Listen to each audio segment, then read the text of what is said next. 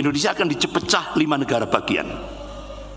Papua, Ambon, Maluku, Sulawesi, Kalimantan, Sumatera, Bali, yang lainnya Indonesia. Yang ingin menjadikan Indonesia ini seperti Andalusia, mana pemantiknya? Dari mana pemantik awal? Dinoyo, gerakan separatis Papua.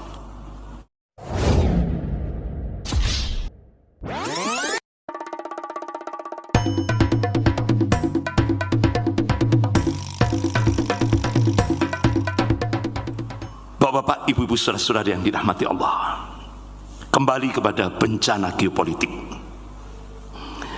Jadi ternyata Indonesia disetting seperti Andalusia, mau dipecah-pecah menjadi beberapa bagian, menjadi negara-negara bagian.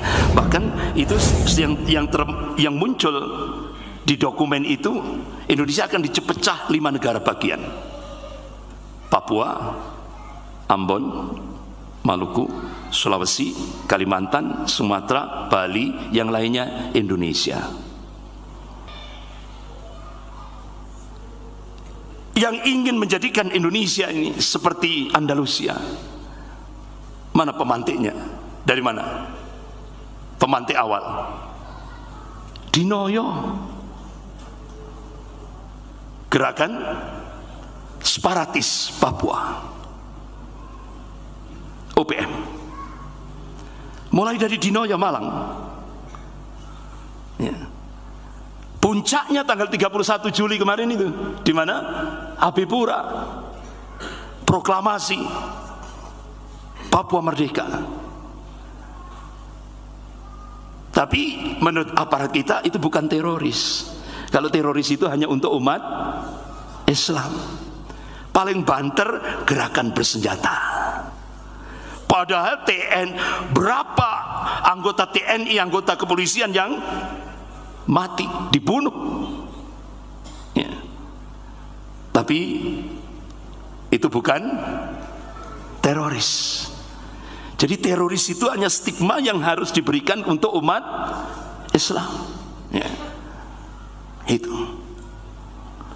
Bapak-bapak, ibu-ibu yang dirahmati Allah, ini disintegrasi bangsa ini sudah nampak sekali, ya. Bahkan itu mantan Danjen Kopassus Pak Agus Sutomo kalau tidak salah, Mayor Jenderal, terakhir dulu jabat di Pangdam Jaya. Jadi waktu jabat Danjen Kopassus, beliau nyamar jadi Babinsa, nyoba nyusup ke bandara-bandara perintis di Papua ini. Ini bandara perintis itu kan banyak milik misionaris, ya kan? Bandara-bandara perintis. Ternyata bandara-bandara perintis yang ada di kawasan Papua itu semua pensupport gerakan separatis OPM. Bahkan Duta Besar Republik Indonesia untuk Australia sempat memberikan statement, jaringan gereja di Papua itu pensupport gerakan separatis di Papua. Makanya waktu itu kan elit Jakarta coba ditelisik. Nah begitu yang terungkap jaringan gereja, sudah langsung peti es sudah. Karena kalau itu ditelisik, siapa di belakangnya? Siapa di belakangnya? Amerika dan Australia. Makanya Panglima TNI yang dulu Pak Gatot Nurmantio pernah jadi turis, nyamar jadi turis. Beliau langsung melihat sendiri itu. Itu pasukan marinir Amerika sudah disiapkan di Darwin dengan persenjataan yang canggih, ya. Bahkan targetnya 2019 Amerika akan akan memasok 67.000 pasukan untuk menyongsong lepasnya Papua. Makanya dulu ketika peristiwa 212, ya kan? Pertama kan 411, kemudian 212. Itu kan malam hari kan ada beberapa tokoh-tokoh umat Islam yang masuk ke DPR. Kemudian ada yang di luar DPR. Itu ternyata pasukan Amerika itu sudah siap. Bahkan kapal induk Cina itu sudah mau masuk ke Natuna, Selat Natuna, kawasan Natuna. Jadi begitu peristiwa itu, kalau Jakarta waktu terjadi chaos, langsung mereka tinggal ambil saja. Sehingga akhirnya Habib Rizik dalam hitungan menit itu, beliau kan mulai pagi, mulai subuh, mulai ba'da subuh sampai malam, suara beliau sudah habis, kondisi badan sudah lemah, sudah. Hanya beliau ini sudah beberapa sniper itu sudah disiapkan di atas gedung-gedung bertingkat. Itu Habib Rizik ditolak. Habib, ini hitungan menit. Itu sudah hitungan menit. Kalau enggak, mungkin terjadi peristiwa Tanjung Priok kedua itu. Ya. Dalam kondisi lemah, dalam kondisi sakit, Habib Rizik, Bismillah tawakal Allah, beliau bangkit, beliau langsung naik di mobil komando, minta pada tokoh-tokoh umat Islam yang ada dalam DPR keluar segera, dan umat Islam yang ada di kawasan di depan DPR semua mundur. Alhamdulillah, atas pertolongan Allah, ini dua kekuatan dunia ini tidak berhasil mencengkeram Indonesia waktu itu. Hampir, nyaris sudah. Bapak-bapak, ibu-ibu yang dirahmati Allah, itulah pertolongan Allah, ya. Jadi kita bisa melihat Indonesia sudah dalam keadaan danger. Gak usah jauh-jauh. Saya pernah ditanya, bapak-bapak, ibu-ibu, saudara-saudari yang dirahmati Allah, saya ditanya, Ustadz, siapa yang berkuasa di Malang ini? Ya saya jawab, Iwan. Hanya dijawab sama dia, bukan katanya. Padahal kita selama ini umumnya, ya kan, yang menguasai Malang ini cuma satu kan, Iwan itu, Cina. Tapi ternyata kata dia, oh bukan Ustaz, itu kecil itu. Loh, Ustaz belum tahu kalau datang ke Malang dia bawa helikopter. Loh, siapa? Kalau datang ke Malang mesti pakai helikopter. Landingnya di mana? Universitas Macung, Tidar. Siapa? James Riyadi. Ini koordinator 9 naga. Jadi yang menguasai Indonesia sudah ada di Malang, ya kan? Bahkan aparat kita tidak bisa nembus. Ketika Universitas Macung mengadakan reuni ex-PKI, pemutaran film senyap ala PKI,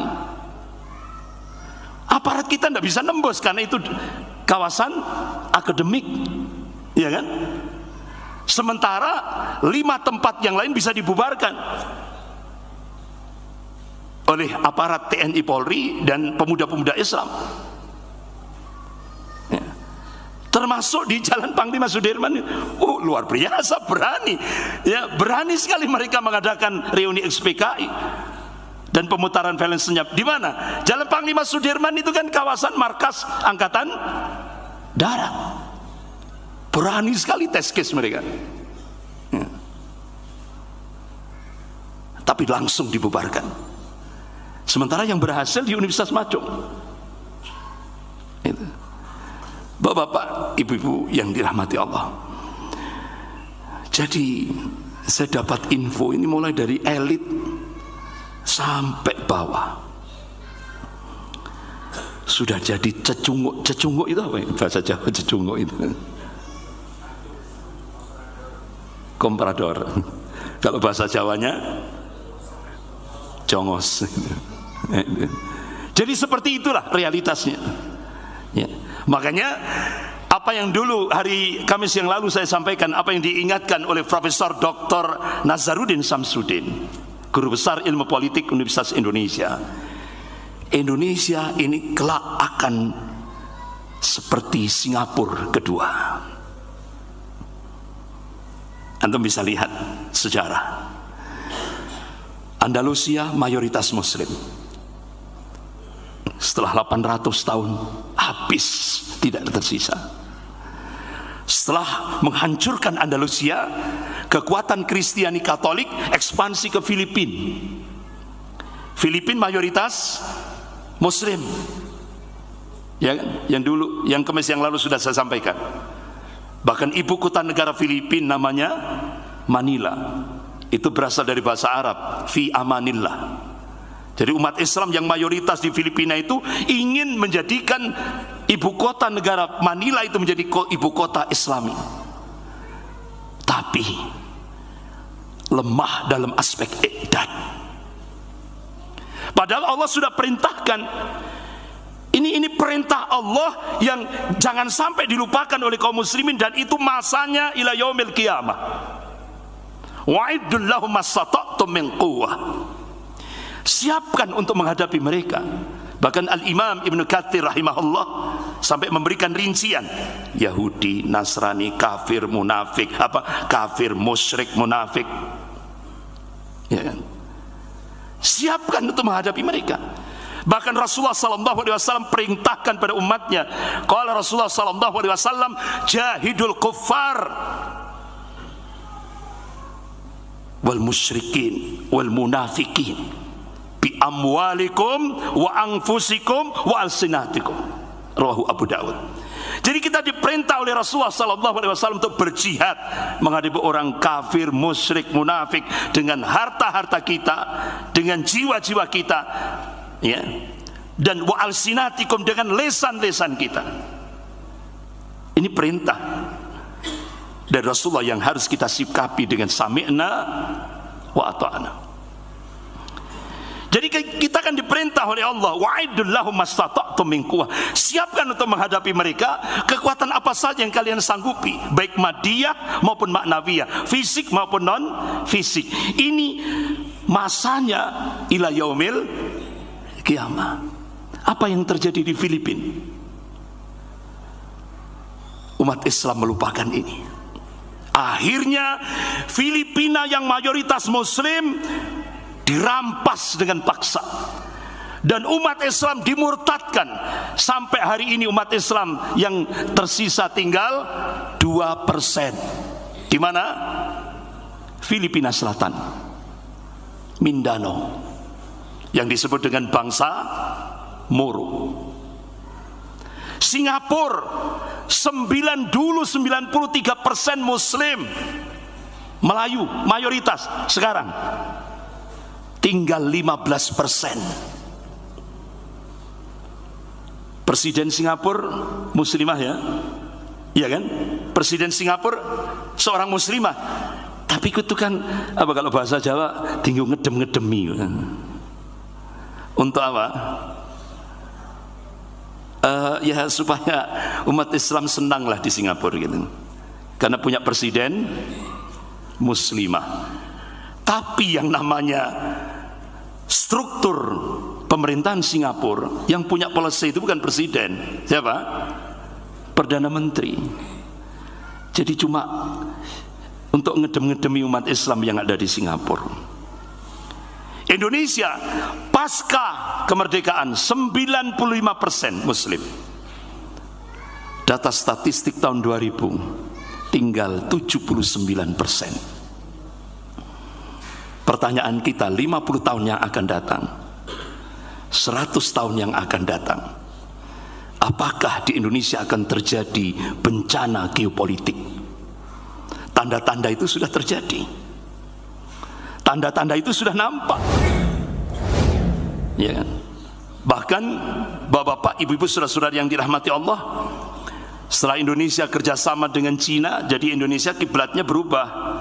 Setelah dulu kiblatnya ke Amerika, sekarang kiblatnya berubah ke Cina. Apa kalau peribahasanya? Masuk mulut harimau, pindah ke lubang buaya atau mulut buaya? Itulah peribahasanya, seperti itu. Jadi otomatis ketika Indonesia sekarang kiblatnya ke Cina, otomatis gerakan Islamofobi masif sekali, kriminalisasi terhadap ulama masif sekali, gerakan demonologi Islam memproyeksikan Islam seperti monster yang menakutkan, masif sekali. Wajar, karena pemodalnya dari Cina. Makanya Profesor Nazaruddin Samsudin, guru besar ilmu politik Universitas Indonesia, Indonesia ini kelak akan jadi Singapura kedua. Artinya pribumi minggir, Cina berkuasa. Kira-kira tanda-tandanya sudah nampak enggak? Sudah. Kan Kamis yang lalu sudah saya sampaikan, hasil riset Bank Dunia, 74% tanah seluruh Indonesia sudah milik Cina. 78% tanah produktif Jakarta sudah milik Cina. 80% aset ekonomi nasional sudah dikuasai Cina. Itulah. Makanya kenapa belum lagi kita menghadapi disintegrasi bangsa, gerakan-gerakan separatis yang pemantiknya mulai dari Malang ini. Ya kan? Oleh karena itu, 2 jenderal angkatan darat beberapa minggu yang lalu sebelum istimewa 27 sampai 29 Juli datang ke Jawa Timur, mengumpulkan ulama-ulama garis lurus, bukan ulama garis fulus. Jadi ulama garis lurus ini yang dikumpulkan. Jadi 2 jenderal ini memberikan pencerahan pada tokoh-tokoh ulama di Jawa Timur. Bahkan Mayor Jenderal Purnawirawan Suprapto. Jadi begini, bapak-bapak, ibu-ibu, saudara-saudara yang dirahmati Allah, ini yang gelisah ini Purnawirawan Jenderal, Purnawirawan kan macan ompong, tidak punya power sudah, tapi punya empati, masih punya empati. Jadi beliau sampaikan, juniornya sekarang jadi Pangdam, Pak Suprapto, Mayor Jenderal Purnawirawan Suprapto. Beliau mengatakan di PT Morowali, Sulawesi, itu kan 70% tenaga kerjanya dari Cina daratan, kurang lebih jumlahnya 80.000. Itu bukan buruh, Pak. Itu setelah dicek tabayun, cek recek di lapangan, itu paramiliter Cina. Bahkan pekerja-pekerja karyawan dari pribumi melihat beberapa kontainer isinya apa? Senjata.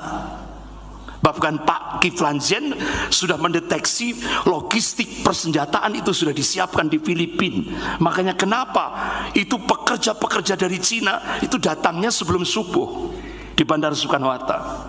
Itu larinya ke Bandara Kendari, arahnya ke Sulawesi untuk mendekati logistik itu.